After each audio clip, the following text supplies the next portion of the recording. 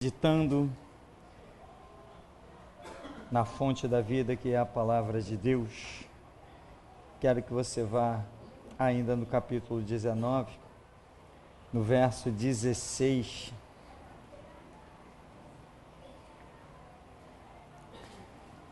Diz: Eis que alguém, aproximando-se, lhe perguntou: Mestre, que farei eu de bom?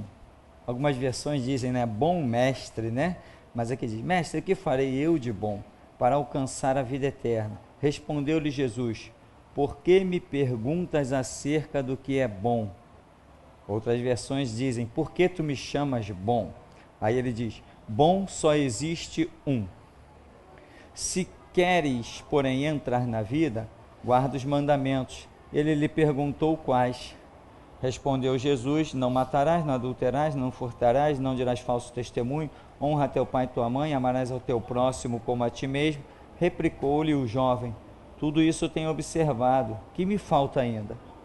Disse-lhe Jesus: Se queres ser perfeito, vai, vende os teus bens, dá aos pobres e terás um tesouro no céu. Depois, vem e segue-me.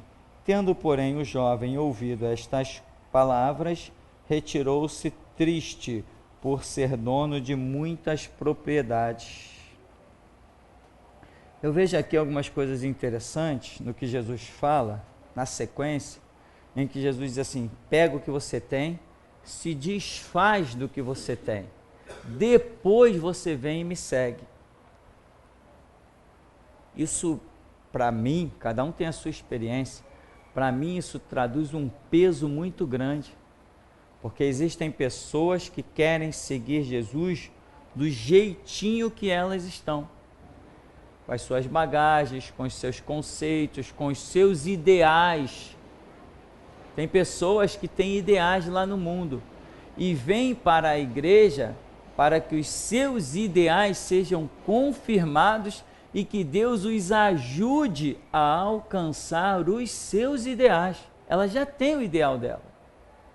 Mas aqui nessa sequência dessa passagem do jovem rico, Jesus está mostrando para ele um caminho diferente, para ele se desfazer de tudo que ele tem, e para ele se desfazer daquelas riquezas, ele também teria que se desfazer dos seus ideais. Porque as riquezas que ele tem o leva a ter ideais. A maneira como vai trabalhar, a maneira como vai negociar os seus projetos, tudo estava fundamentado naquelas riquezas. Jesus, para trocar os ideais daquele homem, precisava tirar dele também as suas riquezas. Senão ele nunca seria o que Jesus desejou que ele fosse. O projeto de Deus na vida daquele homem jamais se cumpriria. Resumo ou tradução: tem casos que são uma profissão. Tem pessoas que trabalham em uma profissão. E os ideais da vida da pessoa giram em torno daquela profissão. Às vezes, o que Jesus precisa fazer? Acabar com a profissão daquele camarada, fazê-lo não ter mais aquela profissão, mudar de ramo para poder traçar um plano na vida do camarada. É isso poderosamente que eu vejo aqui. E isso, quantas experiências eu ouvi nesses 25 anos de caminhada, quanta gente testemunhando coisas desse tipo. Pessoas que tinham seus ideais e que foram para a igreja com os seus ideais, mas acabaram entendendo que os projetos de Deus eram outros. Pessoas que entraram na igreja ricos, de terem 4 carros, terem casas espalhadas por todo o canto do Rio de Janeiro, pessoas de terem em casa tanto o ar refrigerado, quanto o aquecedor, quanto a piscina térmica, pessoas ricas, e perderem tudo de tal maneira que, a ponto da mulher vender os brincos da orelha, que eram de ouro, venderem anéis, venderem sapatos bons que tinham, para ir sobrevivendo até a hora que Deus fosse fazer alguma coisa. Pessoas que ficaram sem nada, a ponto de ter que morar de favor na casa dos outros, numa dependência fora do comum, um estágio de humilhação inigualável, para dali Deus depois chegar e pegar a pessoa do barro mesmo, da lama, do pó e fazer dela alguma coisa. Esse conceito de como Jesus trabalha mudando a vida da pessoa para que os seus ideais sejam mudados, isso é fantástico. E esse tipo de operação, meu irmão, pouquíssimas pessoas se rendem a ele. E eu vou vendo todo dia a frase que muito fala a mim é aquela, que a seara é grande e os obreiros são poucos. Esta frase, ela se traduz muito forte a mim. Por quê? Porque na hora que Jesus precisa apertar, na hora que Jesus precisa arrancar os meus recursos, na hora que Ele precisa me deixar nu para me vestir do que Ele quer, eu não deixo, eu não aceito Ele arrancar minhas roupas. Eu me grudo a elas e digo, não, isso não, eu preciso disso. É uma maneira de pensar que eu tenho. Por isso a seara sempre vai ser grande e os obreiros sempre serão poucos. Mas Deus fará a sua obra, com certeza, até o final, porque Ele é poderoso. Então aqui, nessa parábola, eu vejo isto, em que um homem tem tudo, mas ele quer algo mais. Se ele quer algo mais, ele reconhece que tudo o que ele tem ainda não lhe satisfaz. Por isso ele foi até Jesus. Ele reconhecia em Jesus um mestre. A multidão está seguindo Jesus, ele ouviu falar de Jesus, ele foi lá. Está faltando alguma coisa dentro de mim. Eu vou consultar esse Jesus aí. Bom mestre, o que farei para herdar a vida eterna? Ou seja, que garantia eu posso ter que eu vou herdar a vida eterna? Outra lição que eu vejo é que muitas pessoas reconhecem Deus. Muitas pessoas reconhecem em Deus a fonte. Muitas pessoas reconhecem nesta fonte que é Deus, que existe a palavra exata para a sua vida. Muitos querem ouvir Deus, mas poucos têm a coragem de seguir o que Deus quer. O homem teve um privilégio direto, não teve que interpretar nada. Ele foi, Senhor, eu quero isso, isso e isso, o que eu tenho que fazer? Você tem que fazer isso, isso e isso. Ah não, isso aí não. Quanta gente fica lutando, poxa, ainda não entendi, clama um dia, clama uma semana, passa um ano clamando para ter uma resposta de Deus. Esse homem teve a resposta de Deus em alguns segundos. Em 1 minuto ele teve a resposta de Deus. O tempo de Jesus falar os mandamentos, ele dizer que guarda. Jesus, então é o seguinte, vai lá, faz isso, volta aqui que tu vai ver só. A tua solução está resolvida. O teu problema está resolvido. Eu tenho a solução. E aí a lição, irmão, em que muita gente quer ouvir Deus, mas na hora que Deus fala, a pessoa discorda. Não é verdade? Aquele cara é um mestre. Vou lá. Jesus falou isso, isso e isso. Não concordo com isso aí, não. A Bíblia diz que ele saiu, cabeça baixa, porque tinha muitas propriedades. Ou seja, muitos querem ouvir Deus. Mas quando Deus fala, as pessoas discordam do que Deus fala. Né? Às vezes Deus fala por um púlpito, às vezes Deus fala por um profeta, às vezes Deus fala pela própria palavra, uma leitura, às vezes Deus fala pelo um sonho, visão, revelação. Deus fala, sei lá de quantas maneiras. Deus fala pelo corvo, fala pelo pássaro, fala pela terra, fala pelo mar. Deus fala por onde Ele quiser, Ele é soberano. Mas as pessoas querem, Deus, eu quero te ouvir, fala. Mas quando Deus fala, não entendi muito bem não, Deus, dá para repetir? Essa é a realidade triste dessa lição aqui do jovem rico. Foi a Deus, queria ouvir, ouviu, mas não concordou. No verso 17,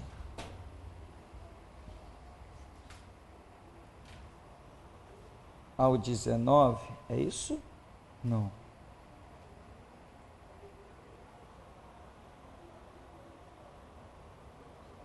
Tá, não, capítulo 20 agora, irmão, no verso 17 e 19, tem uma situação engraçada.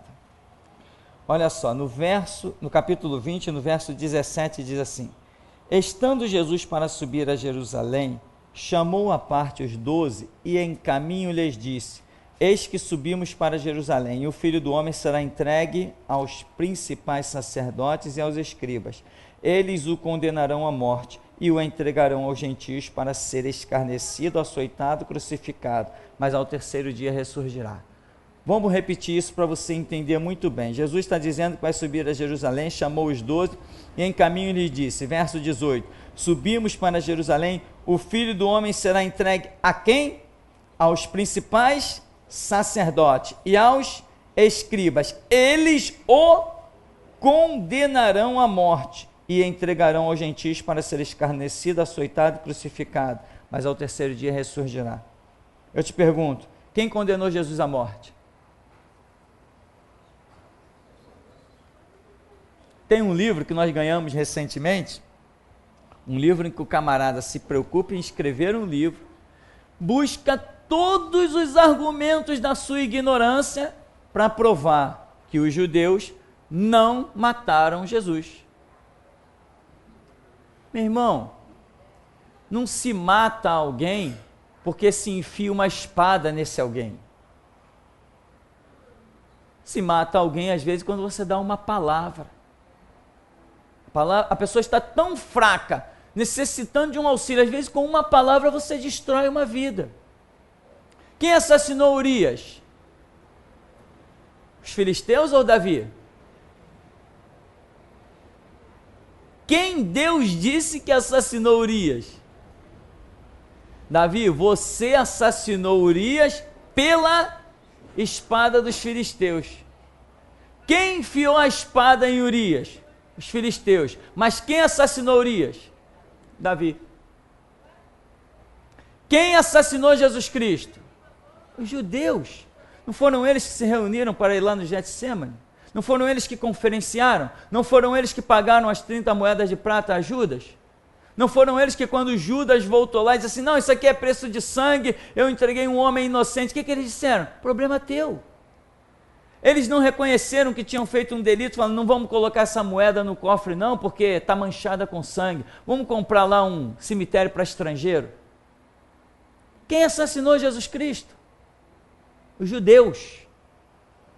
É só olhar a história que a gente vai ver, o Holocausto arrebentou com eles. E a Terceira Guerra Mundial, lá no Vale do Armagedon, vai terminar de arrebentar, como prova de que eles são culpados da crucificação do Senhor Jesus. Quem crucificou? Foi a mão dos romanos. Eles crucificaram. Mas quem levou Jesus até aquela cruz?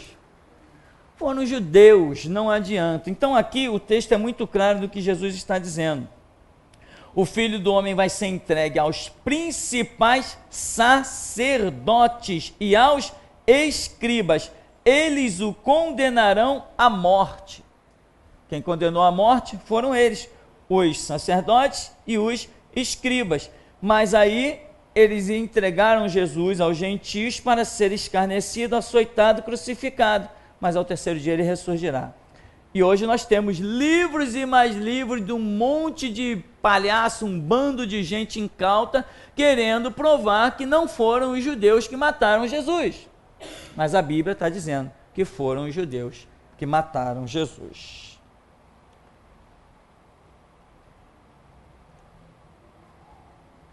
Vamos concluir aqui no verso 29. Diz: saindo eles de Jericó, uma grande multidão o acompanhava, e eis que 2 cegos assentados à beira do caminho, tendo ouvido que Jesus passava, clamaram, Senhor, Filho de Davi, tem compaixão de nós. Mas a multidão os repreendia para que se calassem. Eles, porém, gritavam cada vez mais, Senhor, Filho de Davi, tem misericórdia de nós. Então, parando, Jesus chamou-os e perguntou, que quereis que eu vos faça? Responderam, Senhor, que se nos abram os olhos. condoído Jesus tocou-lhes os olhos e imediatamente recuperaram a vista e foram seguindo a Jesus. Então, que princípio eu vejo aqui? Eu vejo um princípio de fé, de clamor. Eu vejo alguém que não está acomodado, porque eles estão ali, segundo nós acreditamos, à beira de um caminho, né? Ouviram, quem está passando aí? É Jesus, filho de Davi, um profeta, tal, um homem de Deus que faz curas, milagres. Eles estão assentados ali na beira do caminho, e ali eles poderiam ter continuado. Tipo, poxa, Jesus está passando aí nessa estrada, quem sabe ele não vê a gente, né? Quem sabe ele não vai ter misericórdia da gente, né? Como é que é? Ele está ressuscitando até morto. Puxa, talvez ele veja a gente aqui, né? Tem gente que é assim, meu irmão, que fica esperando Deus o ver. Mas tem outros que fazem como esses cegos viram. Querem se mostrar para Deus, né? Não diz, nos leva até Jesus. Não pediu auxílio de ninguém. Ao contrário, a multidão, aquele bando de gente espiritual, né? Que viu que Jesus estava fazendo milagres. Aquela multidão não se preocupou em levar os camaradas até Jesus. Se preocupou em repreender. Eles clamavam e a multidão dizia, cala a boca, não importune o mestre. Aquela velha história de Bartimeus e todos os cegos que, na maioria, as crianças, os discípulos estão ali para ajudar, mas muitas vezes eles estão ali para atrapalhar. Sabe por quê que às vezes aparece gente para atrapalhar? Para que Jesus veja se realmente você tem fé. Essa é a verdade. Sempre tem que ter uma pedra de tropeço, meu irmão. Senão você não prova que você tem fé. Quando tudo está muito fácil. Agora, quando tem dificuldade, o que esses homens fazem? Peraí, Jesus está passando? Vai que ele não nos veja. Vamos começar a gritar. Vai que ele não nos veja. Vamos nos apresentar para ele, vamos mostrar o que a gente quer, vamos entrar nessa guerra, vamos entrar nessa luta. Ou seja, eles começam a clamar. Eles começam a buscar, porque tem pessoas que estão nas igrejas dizendo assim, não, se Deus tem um plano comigo, a hora que Ele quiser, Ele vai fazer esse plano. Meu irmão, esse plano não vai acontecer nunca. Olha os servos de Deus, a posição em que se encontravam. Moisés, quando foi chamado, tem história antes disso. Jeremias, quando foi chamado, tem história antes disso. Isaías, quando teve aquela visão, tem história antes disso. Diz que ele estava até ajoelhado diante do Senhor, orando. Todos os homens de Deus que foram chamados têm história antes disso. Olha o que aconteceu com Gideão. Olha o que Gideão coloca diante dele. Olha o que aconteceu com Josué. Todo mundo que foi chamado à obra de Deus tem história. Ninguém está lá vivendo a sua vida despreocupadamente, sem clamar pelas coisas espirituais, sem buscar as coisas espirituais, sem desejar ardentemente as coisas espirituais, e Deus veio ao seu encontro, eu vi que você é bonitinho, louro, olhos azuis, e não tem calo nas mãos, vem cá, eu tenho uma grande obra contigo. Isso é ilusão, meu irmão. Isso é ilusão. A obra de Deus até hoje só acontece com alguém insatisfeito com alguma coisa. Alguém que clama, alguém que busca, alguém que bate para que a porta se abra, alguém que busque para encontrar, alguém que se achegue a Deus para que Ele também se achegue, alguém que clame para obter resposta. Não é isso que a Bíblia diz? Agora tem gente que cruza os braços, não, eu estou aqui na igreja, estou sentadinho aqui, a hora que Deus quiser realizar alguma coisa comigo, Ele vai realizar. Deus não realiza nada com quem está sentado ou deitado em berço esplêndido. Deus só realiza alguma coisa com alguém que está clamando, batendo nas suas portas, como um mendigo que precisa de um copo d'água, como um mendigo que precisa de um pedaço de pão. São esses que Deus vai abrir a porta e dizer o que você quer. Não é com quem está quietinho. Hoje é dia de ir na igreja. Lá vou eu, né? E o culto foi uma benção. Agora eu vou para casa, né? Até domingo. Aí foi no domingo, vou para a igreja. O culto foi outra benção, né? Vou para casa. Até quarta. Meu irmão, não é assim que funciona. Só alcança as coisas de Deus quem ignora que tem dia de culto, mas quem faz de todos os seus dias um dia de culto. É assim que acontecem as coisas. Então eu vejo essa grande lição nesses 2 cegos de Jericó, em que poderiam ficar ali quieto. Será que Jesus vai nos ver? Será que Jesus vai nos ver? Não sei se ele vai nos ver, mas eu sei um caminho que vai fazer ele nos ver. Jesus, filho de Davi, tem compaixão de mim. Agora eu sei que ele vai me ver. Amém, meu irmão? Você quer que alguma coisa aconteça na sua vida? Grite. Se desespere. Não deixe o som das pegadas de Jesus sumir dos teus ouvidos. Grite, se desespere, rasteje, coma pó. Mas vai lá, vai em busca da tua bênção. Não fique esperando cair do céu, porque o tempo do maná acabou. Tá, meu irmão? Não fique esperando cair do céu, não. Você que tem que esticar a tua mão e abrir o céu. É assim que acontece no reino de Deus. Jesus não falou que o reino de Deus é tomado por esforço, não é braços cruzados. E os que se esforçam se apoderam dele. É assim que funciona. Então, meu irmão, não fica olhando para as coisas, deixando tudo passar, não, porque o tempo passa mesmo e quando se olha para trás já era. Você tem que clamar, você tem que fazer acontecer. Como? Pelo teu clamor. Senão Deus vai passar na tua vida e você vai ficar para trás. É você que tem que fazer que nem Jacó. Gruda e não te deixarei enquanto não me abençoares. Me deixa, não deixo. Me larga, não larga.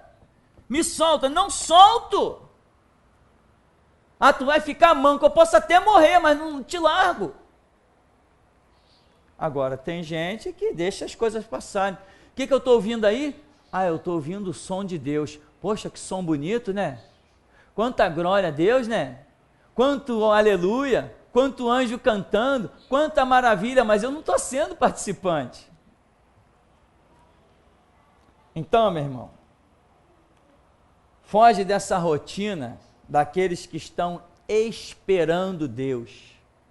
Sabe? Tem gente que está naquela letargia. Eu estou esperando Deus. Não, meu irmão, faça acontecer. Clama, busca. Enquanto tu está vivo, põe palavras diante desse Deus. Enquanto tu está vivo, abre a boca, louva, estuda a Bíblia, clama, vai buscar. Deus, qual o teu plano comigo? O que o Senhor tem comigo? Qual o seu projeto? Deus não nos criou, meu irmão, para a gente chegar aí de repente, sei lá, ter uns bens na terra, ter patrimônio, e um dia quando partirmos dessa terra, tudo isso vai ficar para aí. Ele nos criou para juntarmos tesouros no céu. Mas aí depende da visão de cada um, né? Então, não espere acontecer. Cuidado com essa rotina que nada espera, porque eu estou na igreja. Meu irmão, estar na igreja é muito relativo. Até Judas estava na igreja, não estava? Você quer Deus? Você tem que ir muito além, tem que ir bem além dessas coisas todas. Temos alguma pergunta?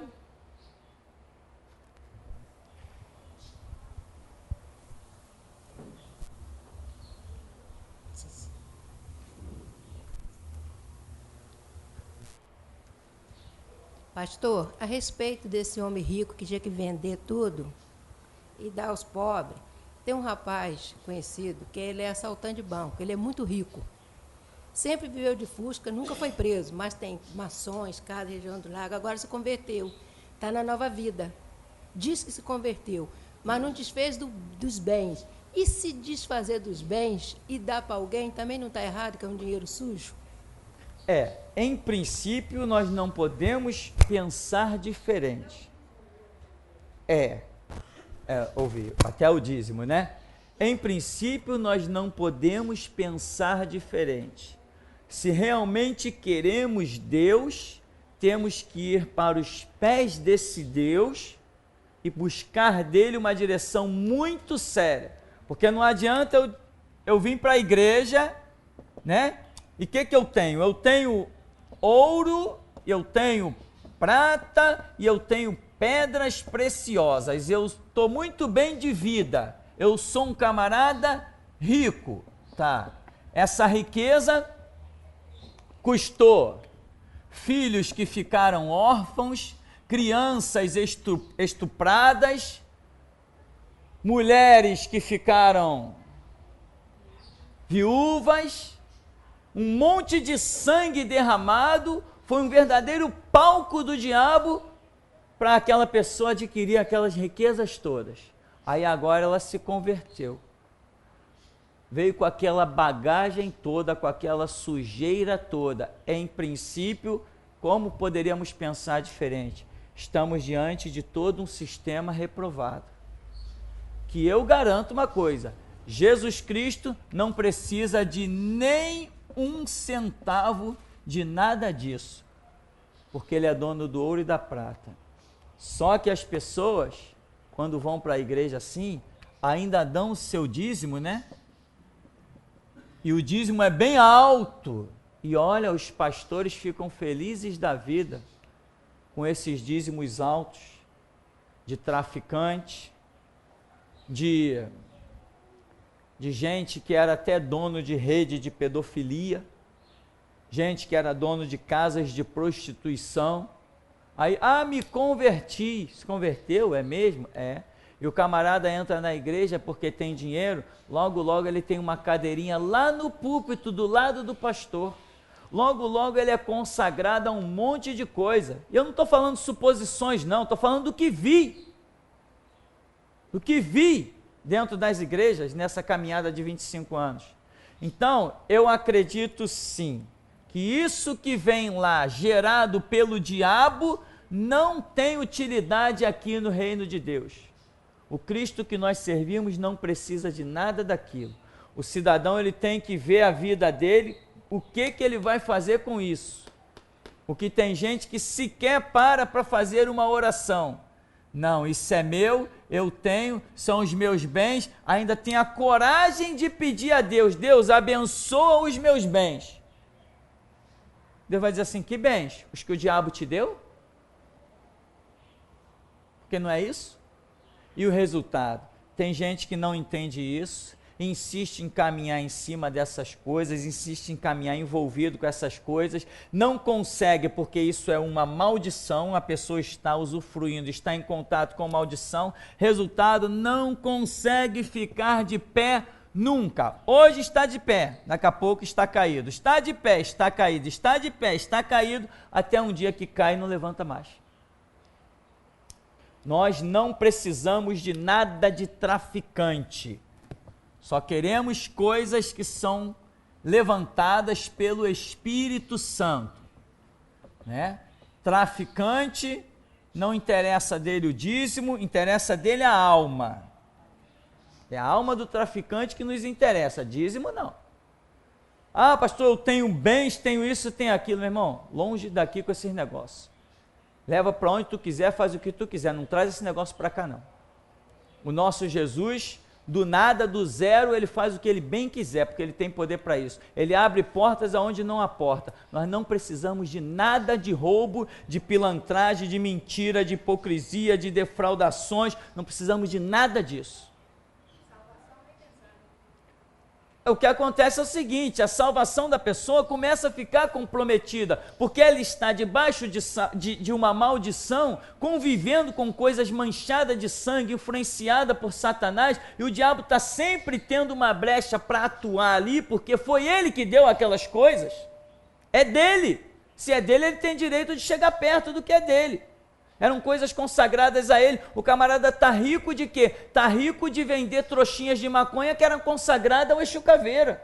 Está rico de vender maconha e cocaína que era consagrada ao tranca-rua. Então agora o camarada está rico com aquilo que o diabo deu para ele. Se o diabo deu para ele, o diabo tem acesso.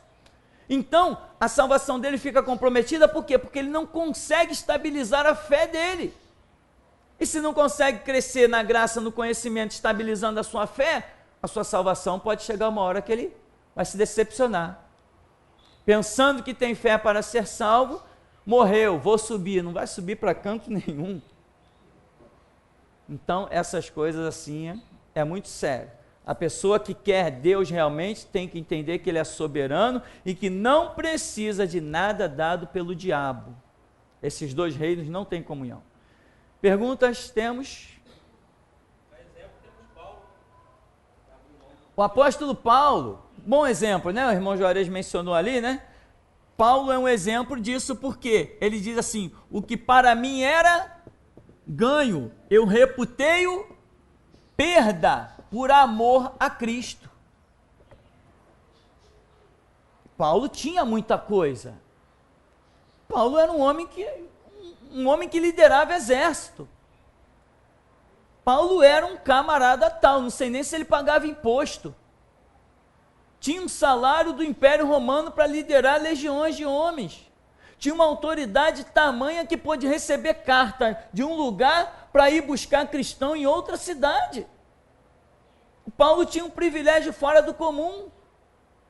Era um homem privilegiado, mas quando ele encontra Cristo, ninguém vê Paulo questionando as suas propriedades lá em Jerusalém. Não, ele largou tudo aquilo e foi viver como? Fazendo tendas com as suas próprias mãos. Um homem que era rico, agora é um pobre coitado, fazendo tendas para ajudar os outros e ainda assim pregar o evangelho. Mas, se todos nós pudermos ser como Paulo, né? Agora, na sociedade que vivemos hoje, em que se exalta dinheiro acima de todas as coisas, os traficantes estão entrando na igreja querendo conversão, estão sendo iludidos por pastores mercenários atrás do púlpito.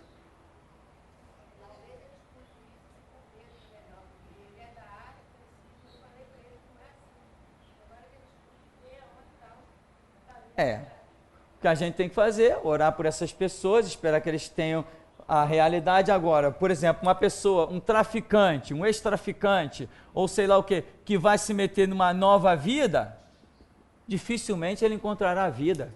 Na nova vida não tem estrutura para levar ninguém ao reino de Deus. E se os pastores da nova vida estiverem na bronca comigo, eu continuo morando no mesmo lugar, eles sabem muito bem.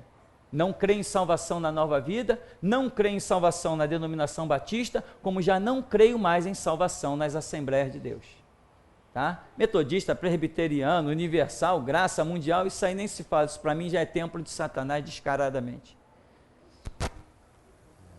Pastor.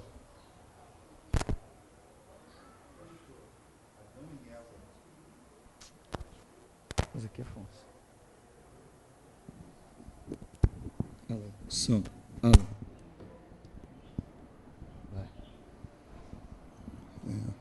Pastor, Adão e Eva tiveram filhos antes do pecado? Creio que sim, tá? O texto nos dá a entender isso quando diz que Eva era a mãe de todos os viventes, e essa é uma declaração que acontece antes de Adão e Eva pecarem. Então nós acreditamos que Adão e Eva tiveram filhos antes do pecado. Pastor, nós que somos da geração Jesus Cristo, sabemos que casamento não tem nada a ver com certidão, mas quem deseja aquele cerimonial, como proceder sabendo que não temos mais vínculo com pastores que estão fora da restauração? Quem deseja aquele cerimonial, né, aquela festa, aquela coisa de ir perante o altar e orar, louvar, aquilo é apenas uma festa. Comer salgadinho, né? Beber um refrigerante, me convidar de preferência, isso aí é tudo bom, isso é legal. Mas a questão é que realmente não precisamos assinar nenhum papel. Precisamos dar a nossa palavra, porque a Escritura diz: por tua palavra serás julgado, por tuas palavras serás condenado.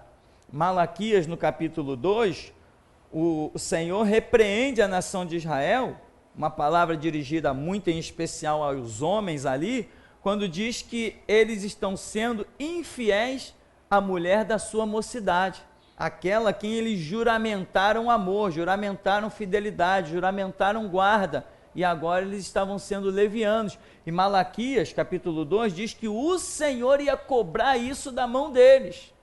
Por quê? Porque eles haviam dado a sua palavra. E para eles quebrarem a sua palavra, tinha que existir um motivo para lhes respaldar. E, no entanto, eles estavam quebrando a sua jura de fidelidade sem motivo, porque Israel tinha a mulher dando cabeçada uma na outra, né, irmão? Era uma coisa impressionante. As meninas com 13 anos já estavam doidas para casar. Chegou a 12 anos, já estava comprometida com alguém. Era muita mulher, ainda mais que era um tempo de guerra, morria muito homem. Era muita mulher e todas querendo casar, porque o conceito social ali se resumia em casar e ter filho. Era uma sociedade, uma cultura muito diferente. Então, casamento não se resume em documento e nada disso. Quem quiser fazer a cerimônia, faça, né? E de preferência despreze esse negócio de vestido branco, essa cauda quilométrica que tem que vir alguém lá atrás enrolando esse negócio, essa grinalda. Isso aí é conceito de igreja católica, é conceito de paganismo. Agora, se também quiser fazer, pastor, eu gostaria tanto de me casar de branco. Tá bom, também case, não vai fazer a mínima diferença também não. Agora, o importante é a pessoa estar mentalmente e sentimentalmente livre. Isso é que é o importante. Porque não é uma roupa que vai dizer nada, né? Agora, a pessoa se libertou do papel, se libertou da roupa, aí ela pode casar do jeito que ela quiser, desde que ela não esteja presa, acreditando que certas coisas têm a ver com vínculos espirituais ou mandamento de Deus. A questão é se a pessoa está livre, liberta. Então, quer fazer festa? Pode fazer. Quer comprar salgadinho, refrigerante, sei lá mais o que? Pode fazer à vontade. Quer fazer uma festa na igreja? Quer celebrar? Quer fazer um culto de gratidão? Qualquer coisa assim? Quer botar alguém para cantar uma música romântica? E eu acho que isso tudo é legal, tudo é válido, é um momento. Todo mundo está envolvido emocionalmente, vamos orar para que tudo dê certo, para que Deus dirija, para que Deus abençoe, tudo isso é uma maravilha. Agora, se prender à questão de mandamento e atribuir que a falta de algumas coisas vai estar contrariando as leis de Deus, aí isso já é outro problema, é disso que nós temos que nos libertar. Pastor, se uma pessoa é crente e fala que um homem e uma mulher de Deus, que também são crentes, mas não são casados na igreja e não têm registro de casamento, e ele diz que eles estão em adultério, ele está entrando em juízo de Deus, sendo que eles têm um compromisso sério perante a todos. Me explique, por favor. Sim, quem está entrando em juízo é quem está usando a língua comprida para falar, né? O linguarudo, esse é que vai pagar caro. Porque quem foi que disse que casamento tem que ser feito na igreja? Da onde que veio essa ideia? Jesus disse, eu edifico a minha igreja contra as portas do inferno, e vocês terão que casar lá na igreja.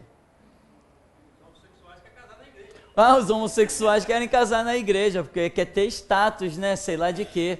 Quem foi que disse que casamento é feito na igreja, meu? Adão e Eva se casaram quando nem igreja não existia. Durante milhares de anos, pessoas se casaram, não existia sinagoga, não existia igreja.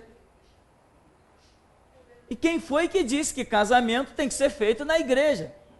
Somos uma comunidade, temos a igreja.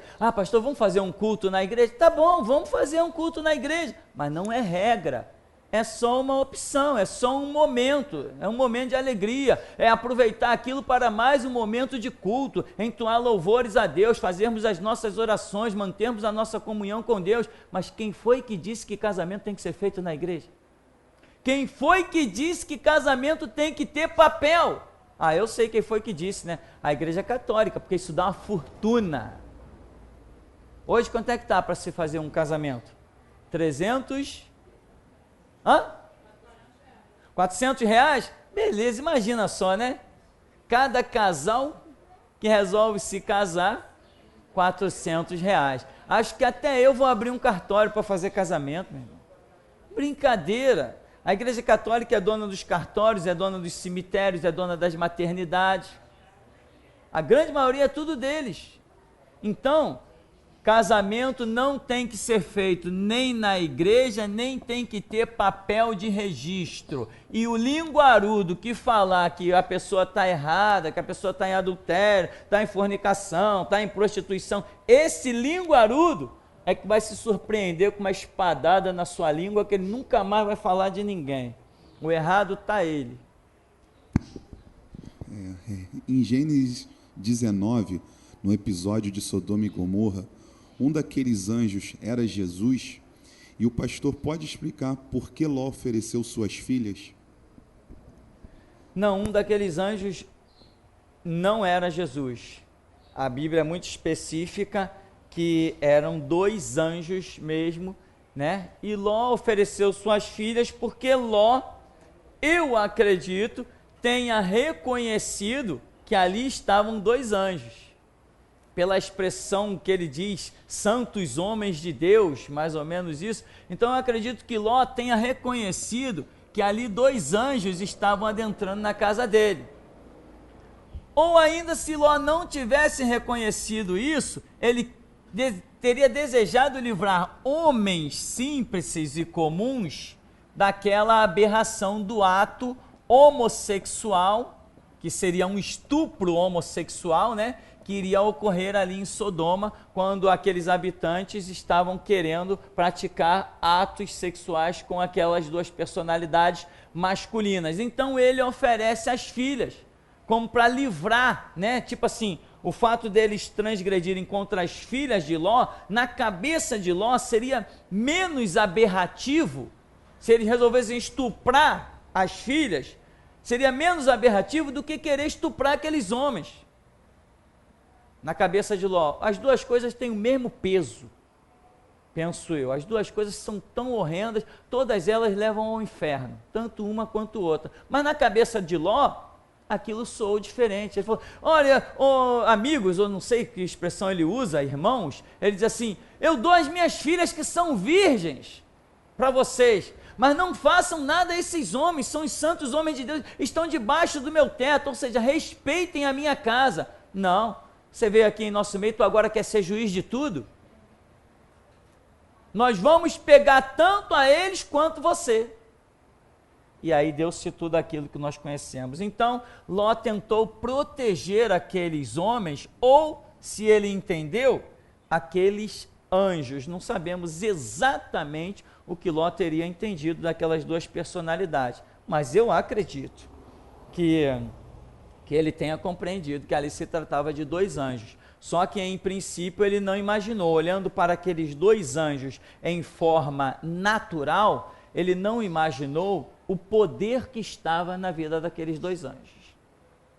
Ele não imaginou o que aqueles 2 anjos poderiam fazer, porque ele olhou e viu apenas 2 homens. A forma como eles se apresentaram, foi uma forma frágil, uma forma humana. E Ló olhou para 2 homens diante de toda uma cidade, imaginou que aqueles homens poderiam realmente ser pegos pelaquela cidade e estuprados por aqueles homossexuais de Sodoma. Só que a realidade era outra. Mas então por isso ele quis livrá-los. Pastor, o senhor pode falar sobre enfermidades entre cristãos? Eu tenho uma enfermidade degenerativa e me sinto inútil para Deus. Olha, as enfermidades, meu irmão, uma coisa nós sabemos e não vamos voltar atrás nisso, nem que eu morra enfermo, eu não abro mão de declarar que o meu Deus cura. Posso morrer enfermo, posso morrer com câncer, posso morrer sei lá como for, mas a minha declaração vai ser sempre que Jesus cura. E ponto final, não me interessa em que situação eu me encontro. A minha declaração é que Jesus cura, por quê? Porque eu sei que ele cura. Agora, e se ele não curou? Ah, mas Jesus não curou. Ah, então nós temos que analisar por que ele não curou. Porque tem casos que ele diz que não vai curar, porque ele quer levar aquela pessoa. O melhor momento que ele encontrou para levar aquela pessoa foi aquele. Ele não vai curar. E às vezes o tempo passa e a gente diz assim, caramba, se aquela pessoa estivesse viva hoje, quanto a esta situação presente, aquela pessoa estaria sendo um problema. Como Deus é tremendo, e eu tenho de perto uma experiência dessa na minha vida, em que Deus levou uma pessoa muito cedo, e eu hoje olho e digo assim, caramba, se aquela pessoa estivesse viva, estaria causando um problemaço Eu digo, como Deus é sábio e tremendo. Anulou o problema que viria no futuro e ainda salvou aquela alma. Isso que é Deus. Coisas tremendas assim eu tenho tido experiência. Então, outra coisa, às vezes a pessoa não é curada porque ela está debaixo de uma maldição e não reconhece, não consegue largar as correntes que são frutos dessa maldição. Ou seja, são aquelas pessoas que levam a palavra de Deus de acordo com o que se pensa, não se rende realmente. Deus pode falar de uma maneira, de outra, a pessoa não reconhece seus limites, enfim, a pessoa não vive um evangelho pleno e aí ela acaba vivendo debaixo de enfermidades. É a questão da maldição. Outra coisa é que não tem maldição, mas existem realmente enfermidades. Quem ainda nunca ficou doente com nada? Não é? Todos nós já passamos por enfermidades, só que às vezes nós temos uma enfermidade, mas não nos empenhamos o suficiente em clamor, nós nos acomodamos. Que nem aqueles 2 cegos lá de Jericó, eles têm um problema, eles têm uma deficiência, mas quando Jesus está passando, eles veem a oportunidade e começam a gritar, e nada para o grito deles. Ainda que uma multidão dissesse, cale a boca e não importune o mestre, eles gritavam cada vez mais alto. Essas vezes tem que ser a nossa atitude, porque enfermidades muitas vezes surgem, Deus tem um modo de tratar com cada um, muitas vezes surge enfermidade, mas nós temos que clamar. Se Deus disser, como disse para Paulo, Paulo, não clames mais, basta a minha graça te basta, eu não vou te curar, a minha graça te basta. Opa, então eu tenho que me acomodar naquela situação e seguir a vida com Jesus. Agora, se ele não me disser basta, a minha graça te basta, eu vou clamar, meu irmão, enquanto eu tiver voz. Agora, se eu me acomodo e aceito aquela situação, aí é diferente, aquilo vai permanecer. Então as enfermidades têm vários caminhos pelos quais elas estão aí.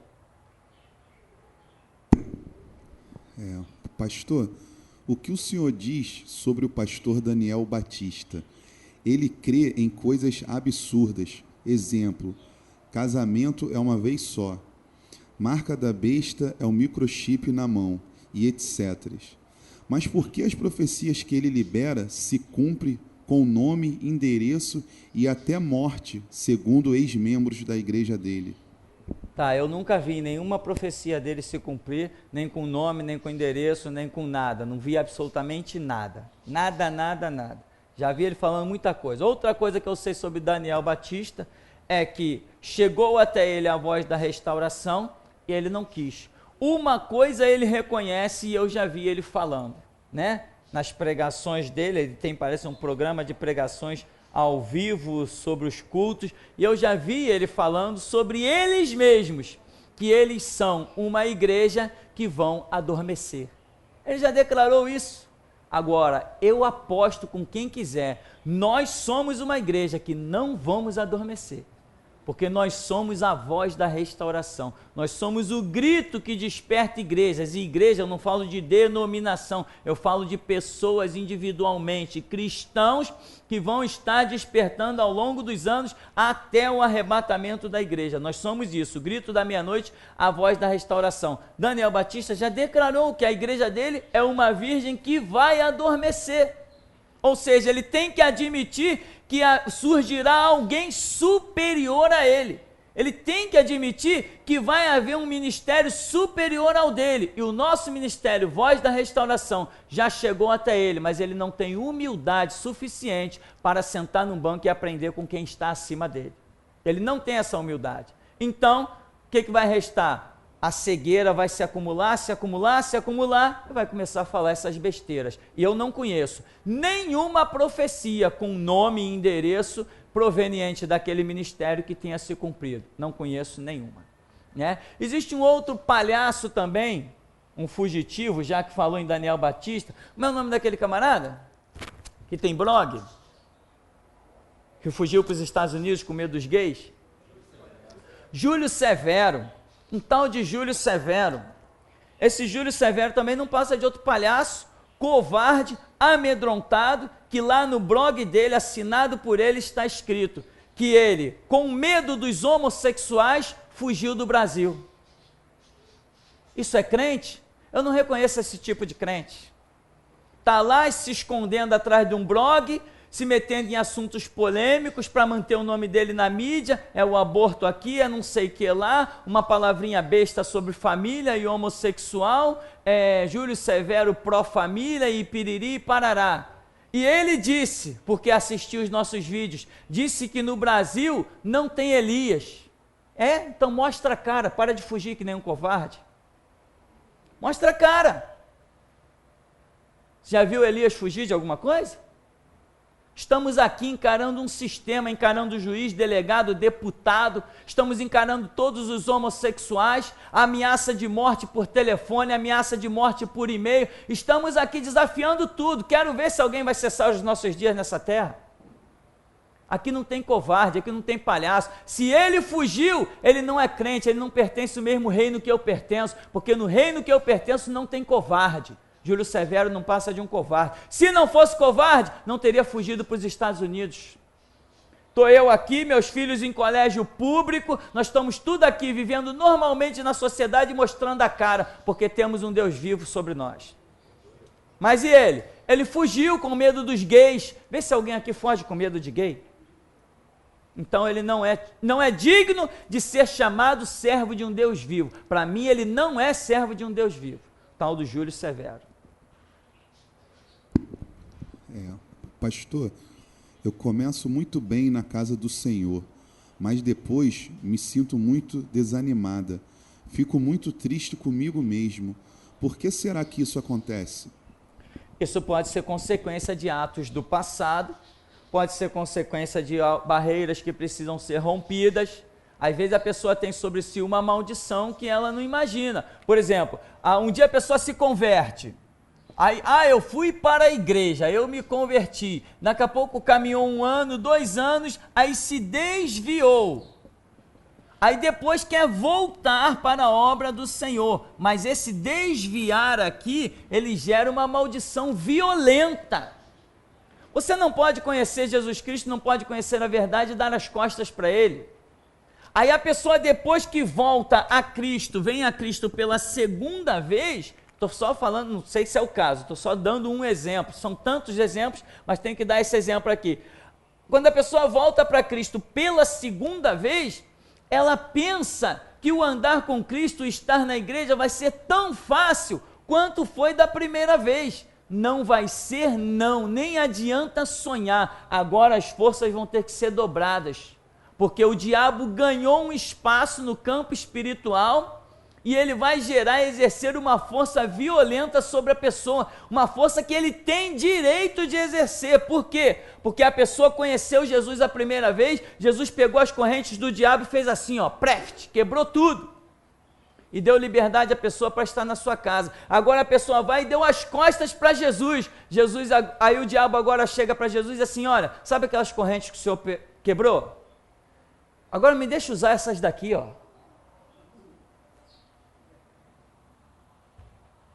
Aí ele vem com correntes, como diz a Bíblia, 7 vezes mais fortes. Quando o diabo sai de uma casa, quando um demônio sai de uma casa, ele depois volta, e a Bíblia diz que ele traz quantos? 7 piores do que ele. É isso que acontece. Por isso que muita gente não consegue se firmar nos caminhos do Senhor, porque um dia conheceu Jesus e deu as costas para Ele. Conheceu a libertação e deu as costas para Ele. O meu conselho, que é Deus mesmo, paga o preço. Se tiver que ser preço de sangue, paga preço de sangue. Luta, rompe as barreiras, vence. Porque muitos tiveram a oportunidade de voltar pela segunda vez e conseguiram ainda ser alguma coisa na presença de Deus. Outros não, se arrastaram a vida toda até se desviar. Temos perguntas aqui? Temos.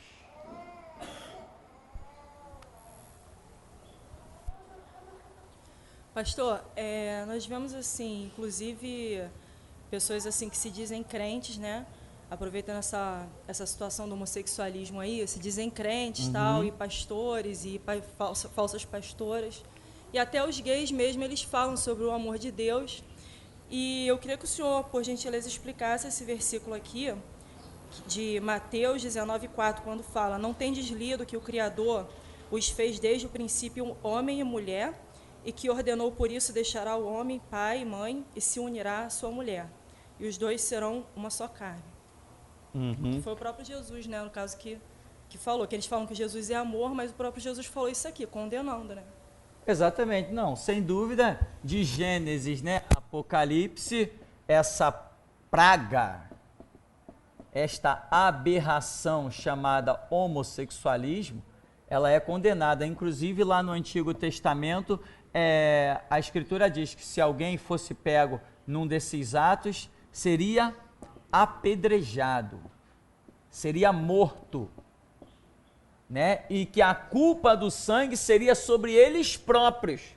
Ninguém seria culpado da morte deles. Os próprios homossexuais, eles seriam culpados. Quer dizer, se Deus está mandando matar, na época, está condenando a morte, é porque Deus sabe muito bem de tudo que gira em torno dessa questão. E ali, quando Jesus fala, vocês não leram desde o princípio que o Criador os fez, algumas versões dizem homem e mulher, outras dizem macho e fêmea.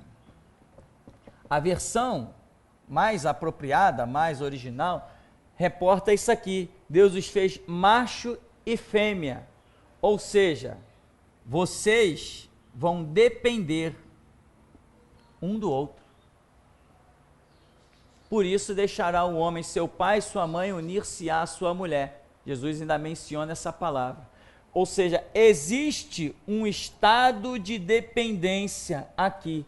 Ou seja, o projeto de Deus é esta união. Agora, irmão, estou falando do projeto de Deus é esta união. Como? Direcionado. Deus não fez para Adão 5, 10, 15, 20 mulheres e diz assim: Adão, escolhe aí a mulher que você quer. Deus não fez isso.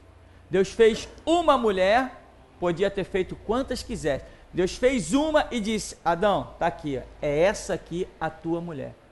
Ou seja, é Deus quem escolhe as nossas esposas quando nós somos servos de Deus, né? Por quê? Porque Ele tem seus planos, seus projetos, muitas vezes que eu mesmo não entendo. Então, o que Deus está mostrando aqui, quando fala Deus os fez macho e fêmea, e nós já sabemos que isso aqui é um estágio de complementação natural do ser humano, então Deus está mostrando que o projeto de Deus é essa união. Essa união completa os desígnios de Deus. Por quê? Porque os desígnios de Deus foram mostrados que crescei-vos, sede fecundos, crescei-vos, multiplicai-vos e enchei a terra. Bom, crescer, multiplicar, encher a terra, só se for homem com mulher, só se for macho com fêmea. Lésbica, homossexual, travesti, bissexual, isso aí é projeto de Satanás, não tem nada a ver com o reino de Deus, né? Nós somos a favor dos projetos de Deus, o próprio Deus é a favor dos seus projetos. Até hoje os homens e mulheres continuam procriando, então se surge aí um grupinho com a intenção de acabar com a procriação, significa que eles estão contra os projetos de Deus. E ao contrário de alguns covardes que deixam o país, nós permaneceremos lutando e desafiando o sistema. Temos mais perguntas?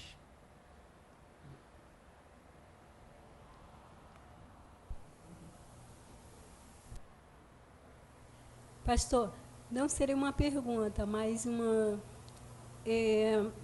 como se diz, uma certa noite, eu estava lendo em Gênesis 41.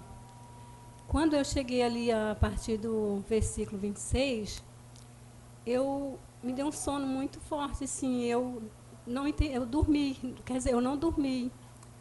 Mas e ali eu estava vendo o movimento das meninas em casa, eu estava orando. Eu não dormi, eu continuei orando. Eu deixei a leitura e fui orar, né? Porque eu estava terminando. Aí agradecendo a Deus. Quando eu tive uma visão, de uma espiga de milho. E como que eu iria comer essa espiga? Aí eu falei, ué, mas está dura. Aí uma voz falava, mais dura é a unção que está sobre ti. E eu continuei orando, agradecendo a Deus. E, de repente, uma visão de um homem assim alto, magro, estava sentado. De repente, esse homem levantava. E eu subi ali, percebi que ele estava numa cadeira de roda. E aí eu continuei orando. Aí foi isso que aconteceu. E eu gostaria de saber, assim, o que explica isso. Em princípio, não sabemos. Temos que analisar com calma, né? A unção dura, a espiga dura, ainda imprópria para um consumo. Estar numa cadeira de roda, a voz que falou. Tudo isso são muitos conceitos a serem analisados com calma, sem precipitação. Analisar coisa por coisa e esperar Deus falar, né? Tem coisas que acontecem de imediato e tem coisas que tem que se buscar com calma em Deus. Tá? Alguém ainda? Perguntas? Não? Vamos então? Vamos terminar então.